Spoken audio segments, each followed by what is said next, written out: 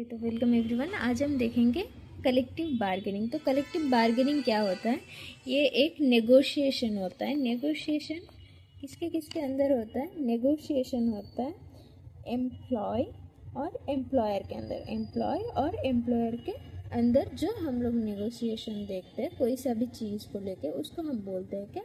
Collective bargaining. तो इसमें क्या होता है, अगर बार्गेनिंग दोनों तरफ से हो तो ऑर्गेनाइजेशन का जो फंक्शनिंग होता है वो स्मूथ होता है। उसके बाद आ जाते हैं हम डेफिनेशन में। डेफिनेशन क्या है? अ कलेक्टिव बार्गेनिंग इज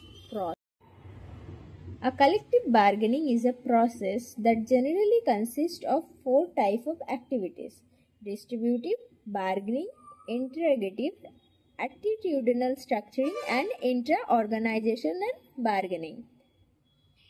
ये क्या होता है वो हम लोग, ये जो वर्ड्स है वो हम लोग बाद में डिस्कस करेंगे। अभी आप ये देख लीजिए कि तो डेफिनेशन क्या है। कलेक्टिव बार्गेनिंग क्या होता है? एक ऐसा प्रोसेस होता है जिसमें ये चारों एक्टिविटीज कंसिस्ट होता है।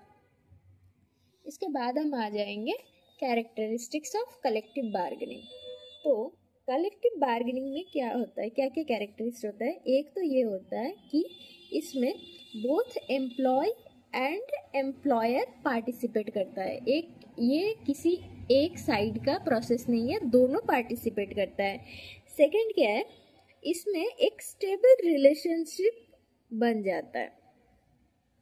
उसके बाद ये सिर्फ बार्गेनिंग ही नहीं कर देता है, ताकि जो बार्गेनिंग किया गया है उसके बाद उसको इम्प्लीमेंट भी कर सकते हैं, उसको देखते हैं। उसके बाद क्या है, it attempts in achieving discipline in the industry. मतलब कोई सा भी बार्गेनिंग अगर हो गया है दोनों पार्टीज के अंदर, वो अगर इम्प्लीमेंट ही ना हो तो वो डिसिप्लिन मेंटेन नहीं होगा, राइट? तो अगर वो इम्प्लीमेंट हो जाएगा तो हम लोगों का इंडस्ट्री में क्या होगा, डिसिप्लिन अच्छे से मेंटेन होगा। उसके बाद क्या है, बोला गया है ये एक फ्लेक्सिबल अप्रोच है, जिसमें क्या होता है, जो फ्लेक्सिबल एटीट्यूड है उसको अडॉप्ट किया जाता है टुवर्ड्स द नेगोशिएशन। उसके बाद हम देखेंगे कि बार्गेनिंग का लेवल्स क्या है। बार्गेनिंग का लेवल्स फर्स्ट है national level, then sectoral level, then company level. National level में क्या होता है, इट इज अ बाईपार्टिट और ट्राईपार्टिट नेगोशिएशन बिटवीन। ये जो होता है वो क्या होता है, या तो 2 पार्टीज नहीं तो 3 पार्टीज के अंदर नेगोशिएशन होता है। और वो 2 या तो 3 जो पार्टी होता है वो कौन कौन होता है? एक है यूनियन कॉन्फेडरेशन, सेकंड है central employer association, and third है गवर्नमेंट एजेंसीज।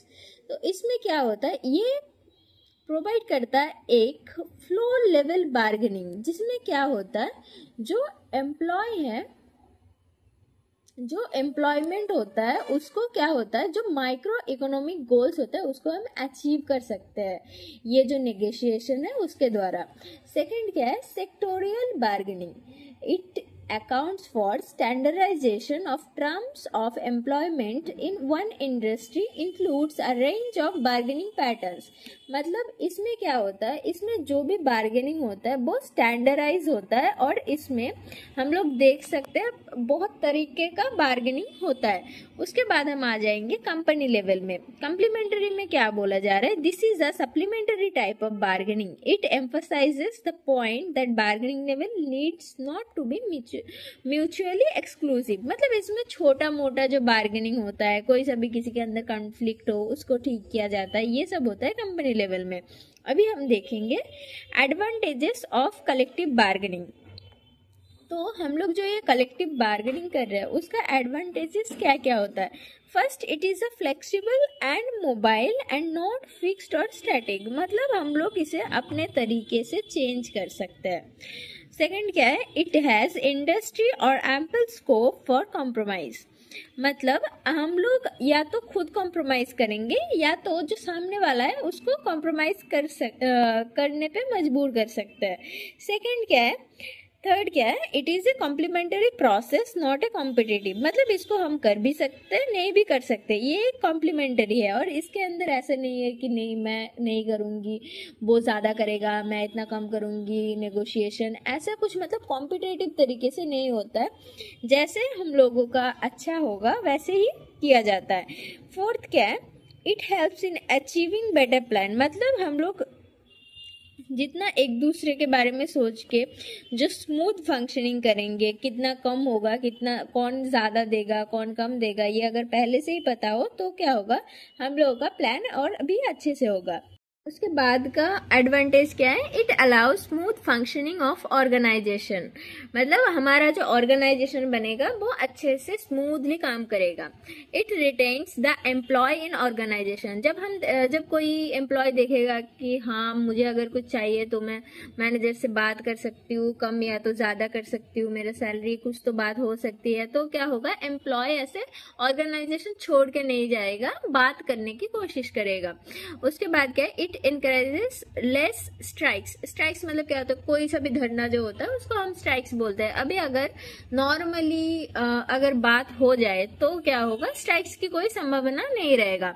उसके बाद इट हेल्प्स इन मैनेजिंग कंफ्लिक्ट्स, जैसे कि हम देख सकते हैं कि कोई सा भी अगर किसी के अंदर अगर कंफ्लिक्ट्स हो तो ये मैनेज कर सकते हैं बात करके। अभी क्या बोला जा रहा है कि कलेक्टिव बार्गेनिंग में 4 मेन एक्टिविटीज होता है, वो क्या क्या होता है, distributive bargaining, integrative bargaining, attitudinal structuring and intra organizational bargaining.